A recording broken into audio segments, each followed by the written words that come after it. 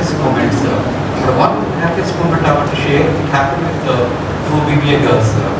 What happened is, ఆ రోజు ఏంటంటే తెలుగు భాషా దినోత్సవం చేస్తారు.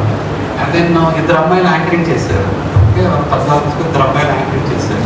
యాంకరింగ్ చేసిన తర్వాత ఏమో ప్రోగ్రామ్ అయిపోయింది. And then guest is coming down. నేను ఆయన కారు దిగడానికి వెళ్తున్నాను. దెన్ దోస్ టూ గర్ల్స్ దానికి వచ్చారనమాట. ఓకే, ఐ వదర్ 2 girls గుర్తుపట్టగలలేదు. And then I was so happy the way they anchored. అయితే తెలుగులో బట్ కంప్లీట్గా తెలుగులో మాట్లాడారు వాళ్ళు ఇద్దరు కూడా. కంప్లీట్ చాలా బాగా. దెన్ వచ్చిన గెస్ట్ ఏంటంటే అప్పుడు ఇద్దరు యాంకర్ చేశారు అమ్మాయిలు, చాలా బాగా మాట్లాడారు. నేను మాట్లాడితే ఇద్దరు నా ఎదురుగా వస్తుంది అనమాట. గెస్ట్ అయితే ఉన్నారు, నేను జస్ట్ ఇట్లా అన్నమాట, జస్ట్ అంటే లైక్ హ్యాపీ ఇద్దరు నా దగ్గర చాకిచ్చారు. Okay, can you remember those two? Yeah, please come, please come.